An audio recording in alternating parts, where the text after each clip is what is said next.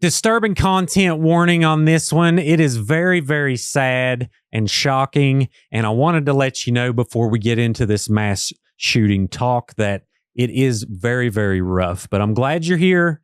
And if you don't stay, I totally understand. On a hot Wednesday afternoon in July 1984, the bustling McDonald's on San Ysidro Boulevard, just 2 miles from the Mexican border, became a war zone. Families seeking a quick meal were met with the crack of gunfire and shattering glass. In the span of 77 minutes, 21 innocent people would lie dead and 19 more grievously wounded. It was, at the time, the deadliest single gunman mass shooting in U.S. history, a record of carnage that stunned the nation. Yet today, nearly 4 decades later, this border town tragedy has faded from memory, overshadowed by even larger atrocities that followed.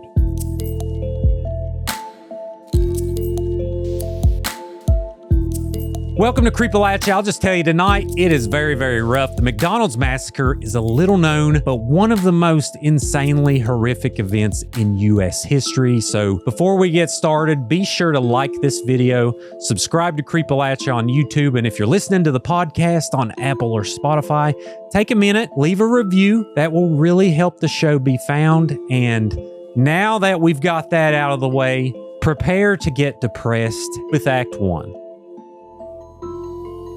Before the massacre, before the headlines, there was a man in camouflage pants with a grudge, an arsenal, and a plan. One the world ignored until it was too late. James Oliver Huberty wasn't a monster in the eyes of the world. Not at first. He was a 41-year-old father of 2, a former welder, a security guard, and a man who had once believed in the American dream. He chased it across state lines from Ohio to California, dragging his family behind him, chasing better weather, better prospects, a better life. But what he found instead was failure, disappointment, and eventually infamy. By 1984, Huberty was living in San Ysidro, a working-class neighborhood in South San Diego, less than 2 miles from the U.S.-Mexico border. He had moved with his wife and his 2 daughters into a modest apartment near a bustling McDonald's, and the traffic slammed Interstate 5. It was a place of noise,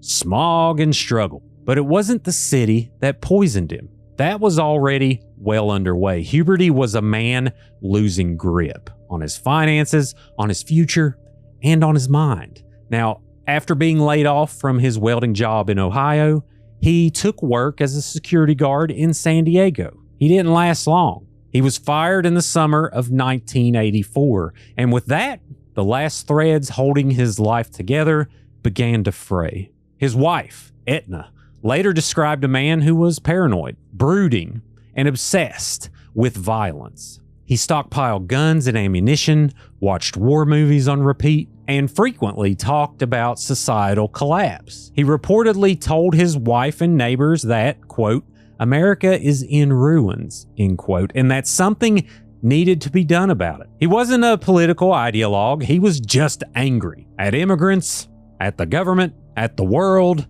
and most of all, at himself. He had been violent before, too. Neighbors would later report strange and aggressive behavior, while Etna would admit under oath that Huberty had once held a gun to her head during an argument.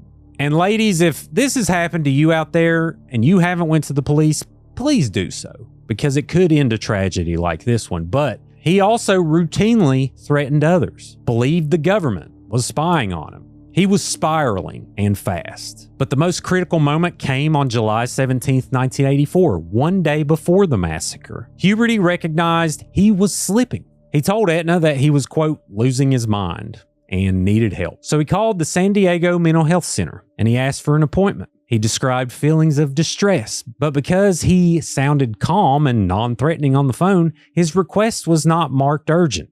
Even worse, his name was misspelled in the system, entered as Schuberty. That clerical error meant no follow-up call ever came. He waited for hours, sitting by the phone, staring at the wall, hoping someone, anyone, would help him. But no one called. Now that night, he turned to his wife and said coldly, quote, "Well, society had their chance," end quote. That line wasn't a metaphor. It was a warning. The next morning, July 18th, started deceptively normal. Huberty took his wife and 2 daughters to the San Diego Zoo. They posed for photos, laughed, fed the animals, ate lunch at a different McDonald's across town. It looked like a family outing. It was actually a farewell tour.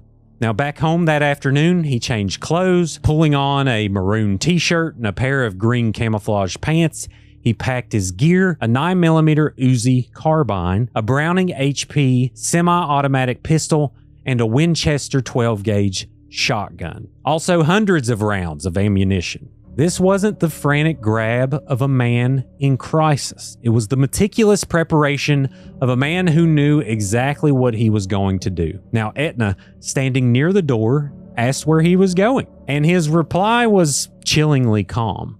Quote, "I'm going hunting for humans," end quote. And he then kissed her goodbye. No last-minute plea, no theatrics, just a final quiet moment before he stepped into the sun, armed to the teeth. He didn't pick a government building. He didn't head for a police station. He walked 3 blocks, past his neighbors, past children on bikes, past everything that had disappointed him, straight to the local McDonald's on San Ysidro Boulevard.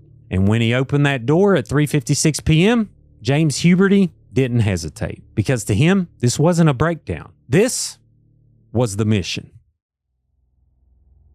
He came in through the front door like any customer, but he wasn't there for a meal. He brought a shotgun, an Uzi, and a pistol, and enough ammunition to start a war. Now, for the next 77 grueling minutes, one man turned a family restaurant into a killing field. At 3:56 p.m. on July 18th, 1984, it was just another Wednesday in San Ysidro. The McDonald's on San Ysidro Boulevard was bustling. Around 45 people were inside, most of them families. Children eating Happy Meals, teens working summer shifts, grandparents grabbing coffee. Just another ordinary day. Then James Huberty walked in. He wore camouflage pants, a dark shirt, and a blank expression. Now, slung over his shoulder was a bag carrying more than 250 rounds of ammunition. In his hands, a 9mm Uzi carbine, a Browning high-power 9mm pistol, and a Winchester 12-gauge pump-action shotgun. He entered like a soldier on patrol, silent, loaded, and ready. Now, the first person he aimed at was a 16-year-old employee, John Arnold. Huberty raised the shotgun and pulled the trigger. Click. A misfire. Assistant manager Neva Kane, age 22, tried to lighten the moment. Quote, "Hey, John, that guy's going to shoot you," end quote. Seconds later, Huberty switched weapons, pulled the trigger again, and this time, the gun worked. He shot Neva in the face, killing her instantly. Chaos erupted. He then turned his Uzi back on John Arnold, hitting the teen in the chest and the arm. Arnold fell, but survived by lying still, pretending to be dead. Customers screamed and scrambled for cover. Families ducked under tables. Some tried to run. Most didn't make it. Huberty began firing with calculated precision, not in a frenzy, but with a methodical calm. Quote, "You dirty animals," end quote, he spat. And also, quote, "I've killed 1,000. I'm going to kill 1,000 more," end quote. Now, he shot Victor Rivera 14 times as the 25-year-old tried to plead for people's lives. Nearby, Maria Colmenares Silva was executed in front of her niece. Her blood spilled across the tiled floor. 9-year-old Claudia Perez was shot multiple times, her tiny body riddled with bullets. Her 11-year-old sister, Imelda, was also wounded, but survived by playing dead. Now 18-year-old Jackie Reyes, pregnant and shielding her niece, was shot 48 times. Her 8-month-old son, Carlos, cried out from the floor beside her. Huberty walked over and shot the baby in the back. No one was spared, not the elderly, not the children. Outside, 11-year-olds David Flores Delgado and Omar Alonso Hernandez were riding their bikes. When the shooting started, they tried to take cover behind a tree outside the restaurant. Huberty shot and killed them through the window. He fired at passing cars, at a fire truck, One firefighter was grazed by a bullet. The police shut down Interstate 5 and the U.S.-Mexico border crossing, fearing more mayhem. But inside that McDonald's, the massacre, it just raged on. Huberty roamed the restaurant like he owned it, reloading calmly, hunting for anyone who moved. He found a group of women and children hiding near the counter and opened fire. Bullets tore through flesh. Blood soaked the floors. Survivors said the restaurant felt like it was on fire. Smoke in the air, grease burning on the grills, the constant bark of gunfire echoing off the walls. Some people made it to a basement utility room, led there by employees. A mother with a baby was among them. They locked the door. They waited in total silence, and for the next hour, they would hear the sounds of the massacre unfolding above their heads. One man tried to call the police from a payphone inside, and Huberty saw the movement. He walked over and executed him on the spot. He fired at customers hiding behind booths. He aimed under tables. 2 children who cried out for their parents were silenced with gunfire. Now, by the time he was finished, he had fired 257 rounds. In just over an hour, he had committed the worst one-man mass shooting in American history at the time. Now, outside, police were gathering. SWAT was preparing, but inside that building, time had slowed to a crawl. 21 people were dead. 19 more were wounded, and the killer still walking, still breathing, and still hunting. While the killer kept firing, police kept waiting. And for 77 excruciating minutes, a California McDonald's became a killing floor because no one moved fast enough to stop it. Now, at 4 p.m., July 18th, 1984, San Diego police received a call. Shots fired at the McDonald's on San Ysidro Boulevard. But that call, like so many moments in this tragedy, didn't go right. Officers were dispatched to the wrong McDonald's, 2 miles away. Now, by the time they realized their mistake, James Huberty had already killed multiple people inside the correct location. Now, when officers arrived at the San Ysidro restaurant, they were met with gunfire through the windows. Huberty was shooting at civilians, cars, and responding personnel. A firefighter, again, was grazed by a bullet, and police immediately shut down nearby Interstate 5 and the border crossing into Mexico, fearing the violence would spread. The officers hunkered down. The perimeter was set. They were trained by 1984 standards not to go in, but to contain and wait for SWAT. But inside, the clock kept ticking. There were no negotiators, no hostage situation, no demands. Huberty had no intention of speaking, just shooting. Over 100 officers eventually surrounded the building. Helicopters buzzed overhead. Snipers crawled onto the rooftops. Tactical gear was distributed, but for the families hiding inside, none of that mattered. The killer wasn't pacing or threatening. He was executing. The horror unfolded minute by minute. Victims played dead under their own blood. Some suffocated from the panic.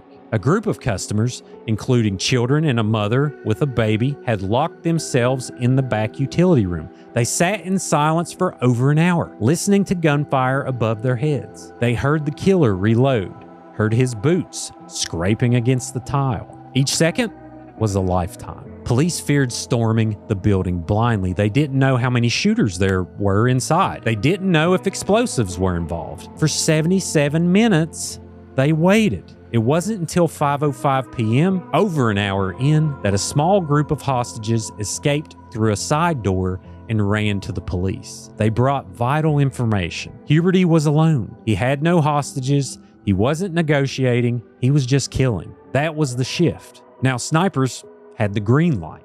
If they had a clear shot, they were to take it to blow this piece of shit's head off. Now, at 5:17 p.m., San Diego SWAT sniper Officer Charles Chuck Foster, positioned on the post office roof, spotted Huberty walking near the drive-through window, still holding his Uzi. Foster zeroed in, one shot, .308 caliber. The bullet pierced the glass and struck Huberty square in the chest, severing his aorta. He fell backwards, dead before he hit the floor. Thank goodness. The Uzi landed beside him. SWAT breached moments later, finding bodies everywhere, behind counters, under tables, in booths, some dead, some barely alive. Many of them were children. Huberty had killed 21 people, injured 19 more, and fired 257 rounds and never left the building. 77 minutes. That's how long it took to end the deadliest mass shooting by a single gunman in American history at that time. And when it was over, McDonald's wasn't a restaurant anymore. It was a crime scene, a symbol, and a question mark. How did this happen? Why did no one stop it sooner? The answers would come later, but for now, all anyone could do was count the bodies. The killer was dead, but the damage wasn't over, because long after the shooting stopped, the blood was still fresh, the grief still raw, and the justice still missing. Now, when the final shot echoed across San Ysidro and James Huberty's body hit the floor, it ended the massacre, but it didn't end the story. Now, inside that McDonald's, 21 people lay dead. 19 more were wounded, many of them maimed for life. The building, still glowing under the California sun, had become a monument to trauma. Huberty's victims ranged from 8 months old to 74 years old. Entire families were shattered. 3 generations of one family died inside together. 11 of the dead were children. All of them had simply been out for lunch. And in the following hours, police secured the scene. Survivors were carried out on stretchers. Bodies were identified. Parents were told that their children weren't coming home. Husbands became widowers. Daughters became the only sibling left. The medical examiner ran out of words to describe what he saw. The nation watched, horrified. And at that moment, it was the worst mass shooting by a lone gunman in U.S. history. But San Diego Police Chief William Colinder stood in front of the press and said it plainly, quote, "I hope to God I never see such a thing again," end quote. The shock didn't wear off. Not after the news vans left. Not after the bodies were buried. For San Ysidro, the pain was permanent and is still there to this day. The McDonald's where the shooting took place never reopened.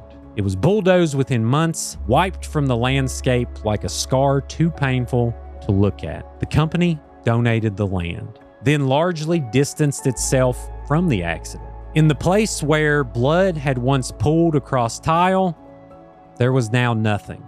But the community built something. In time, the site became home to the Southwestern College Higher Education Center, but part of that property was reserved permanently as a sacred ground, a memorial. Today, 21 white hexagonal pillars stand there, one for each victim. They vary in height, some towering, some small, symbolizing the lives they represent. Engraved on each, a name, a date, a life that ended too soon. Every July 18th, people gather there to remember survivors, family members, neighbors. Some bring flowers, others bring candles. Many just bring silence. But grief wasn't the only thing that followed.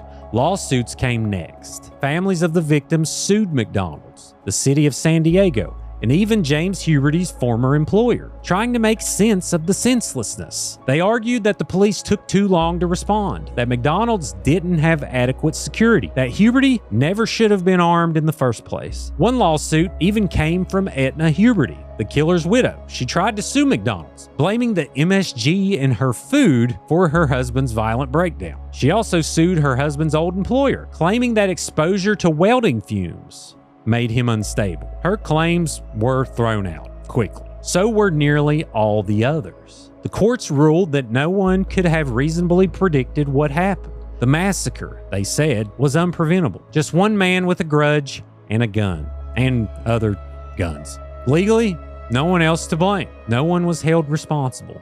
McDonald's did set up a $1 million survivor fund. Victims' families received help with burials, hospital bills, therapy.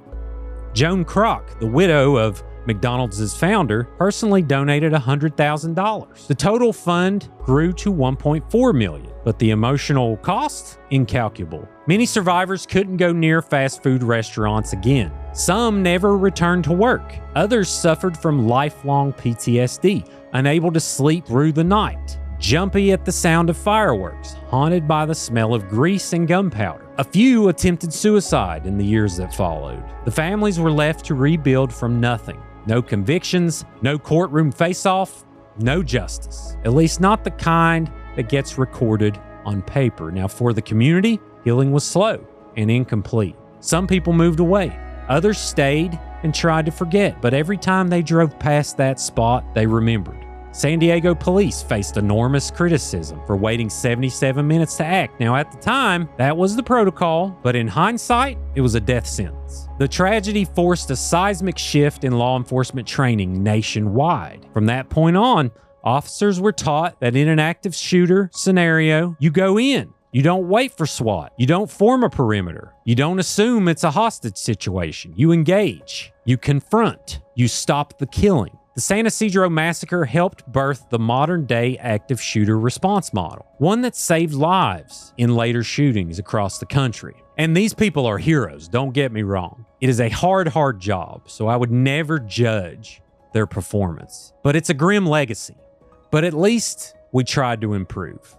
Still, for all the pain and all the policy changes, one brutal truth remained. The man who did this never faced a judge, never heard a verdict, never served a day in prison. Because the moment that sniper's bullet ripped through his chest, the case was closed. And the people he left behind, they had to learn how to carry a loss too big to fit in the headlines and too easily forgotten by history. The killer died on the floor. No trial, no sentencing, and no apology. And in the years that followed, the blood dried, the headlines faded, and the nation, like we always do, we moved on. Without ever really looking back either at this. James Huberty never stood trial. There was no courtroom drama, no televised hearings, no opportunity for families to read victim impact statements to the man who had destroyed their lives. He was killed on the scene. A single sniper's bullet ended the massacre at 5:17 p.m. No mugshot, no prison term, no answers. But at least we didn't have to feed his acts. Some called that justice. Others called it a cheap way out. But the truth was, it was all the justice there was ever going to be. Now, for the families of the 21 people murdered, that silence was deafening. And so they looked elsewhere for someone, anyone, to hold accountable. They sued McDonald's, the city of San Diego, even Huberty's former employer, Babcock & Wilcox, where he had once worked as a welder in Ohio. The lawsuits claimed negligence, security failures, slow police response. Some argued the massacre could have been prevented, that someone, anyone, should have seen the signs. The courts didn't agree. Judges dismissed most of the cases without trial. They ruled that the event, horrific as it was, had been unforeseeable. That McDonald's couldn't have predicted a man would walk in with 3 guns and start executing customers. That police had acted within standard protocol at the time, even if those standards now seem tragically outdated. No one was ever held legally responsible. No one paid except the victims. Now, even more stunning, the first disbursement from the $1.4 million Survivors Fund that I mentioned went not to a grieving parent or a wounded child, but to Etna Huberty, the killer's widow, and their 2 daughters. A decision based on need, not morality. But it didn't sit well with everyone. And why would it? Her husband murdered 21 people, and she collected a check? Now, Etna would later file her own lawsuit, alleging that the MSG in McDonald's food, combined with chemical exposure at her husband's welding job, caused his mental break. That lawsuit, too, was dismissed as baseless. Now, by the early 1990s, all the court cases were gone. So were the headlines. In the years that followed, something stranger happened. Despite being, at the time, the deadliest single-shooter massacre in U.S. history, the San Ysidro McDonald's massacre quietly disappeared from public memory. But the massacre wasn't entirely forgotten. In 2016, filmmaker Charlie Min released a gripping documentary titled 77 Minutes, named for the exact duration of Huberty's rampage. The film gave survivors, responders, and even the SWAT sniper who ended it all a chance to speak. Voices echoing from a tragedy America tried hard to forget. Raw, painful, and hauntingly detailed. The documentary was a stark reminder that behind faded headlines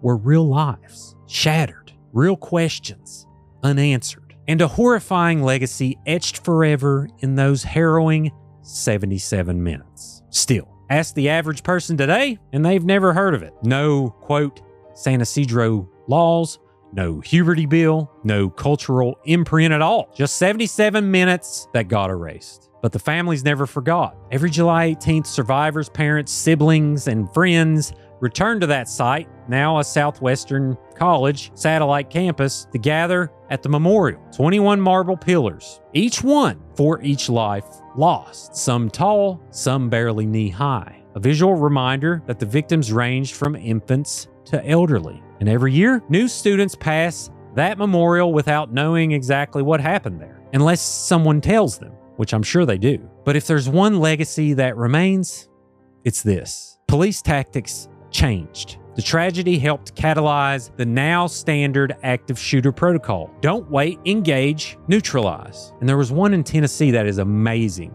to watch. I highly suggest you find it because these are true heroes.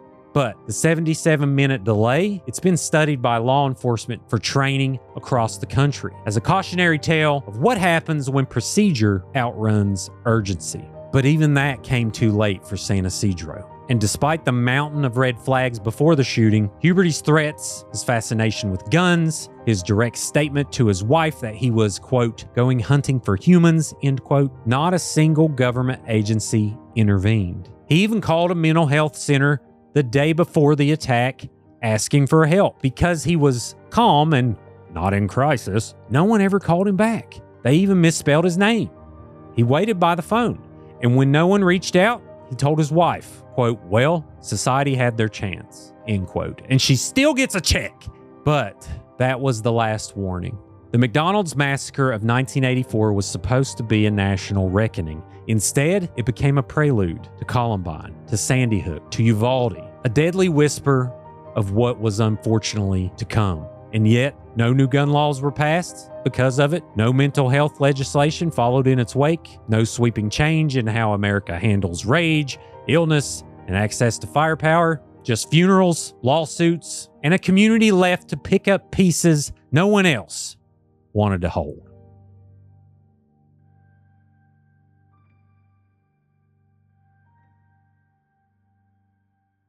That'll do it for tonight's story on the San Ysidro McDonald's Massacre shooting. Thank you so much for joining me. Again, this was a really, really rough episode, but it's important to remember these cases so we can help prevent them in the future. Please comment your experience below. And don't forget, we are on Facebook and TikTok and Instagram as well. And be sure, if you're listening on Apple or Spotify, leave a review for this podcast. Let me know how your experience was. Those reviews really do help the show be found. I appreciate you all so much for the growth. Merch is coming soon. Be sure to check out Creepalachia.tv for our blogs and to learn more. But until then, everyone else, always remember, above all else, long live Appalachia.